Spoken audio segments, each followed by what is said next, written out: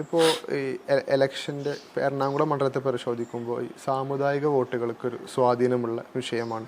ഇപ്പോൾ സംസ്ഥാന സർക്കാരുമായിട്ടും കേന്ദ്ര സർക്കാരുമായിട്ടും ഇപ്പോൾ ഈ ക്രൈസ്തവ സഭകളുടെയൊക്കെ സംസാരങ്ങളും തർക്കങ്ങളൊക്കെ നിലനിന്നുകൊണ്ടിരിക്കുകയാണ്. അപ്പോൾ UDFൻ്റെ സിറ്റിംഗ് MP എന്ന നിലയ്ക്ക് ഈ തെരഞ്ഞെടുപ്പിൽ സാമുദായിക സംഘടനകളുമായിട്ടുള്ള ഒരു അടുപ്പം എങ്ങനെയാണ് കാണുന്നത്?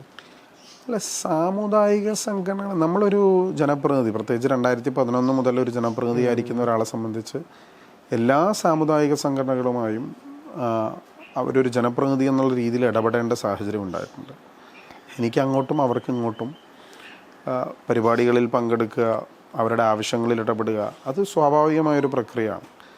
അപ്പോൾ അവരെല്ലാം നാടിനു വേണ്ടി ഒരുപാട് നന്മ ചെയ്യുന്ന സംഘടനകളും ആളുകളുമാണ്. അപ്പോൾ അവരുമായി സഹകരിച്ച് പ്രവർത്തിക്കുക. ഞാനൊരു തെരഞ്ഞെടുപ്പ് വരുമ്പോൾ അവരെ പോയി കണ്ട് അവരുടെ പിന്തുണ ചോദിക്കുന്ന ഒരാളല്ല. മറിച്ച് അവരെന്നെ എൻ്റെ പല റീച്ച് ഔട്ട് പ്രോഗ്രാംസിലും അവരെല്ലാം ഭാഗമാണ്. അപ്പോൾ എൻ്റെ പല പ്രോജക്ട്സിലും അവരുടെ സഹായം ഉണ്ടാവാറുണ്ട്, തിരിച്ചങ്ങോട്ട് ഉണ്ടാവാറുണ്ട്. അപ്പോൾ അതൊരു എത്രയോ കാലങ്ങളായിട്ടുള്ളൊരു സൗഹൃദമാണ്. അവരുടെ അനുഗ്രഹം വാങ്ങുക എന്നുള്ളതല്ലാതെ അത്രേ ഉള്ളൂ. അല്ലാതെ വേറെ പ്രയാസങ്ങളൊന്നും ഉണ്ടായിട്ടില്ല എന്നുള്ളത്.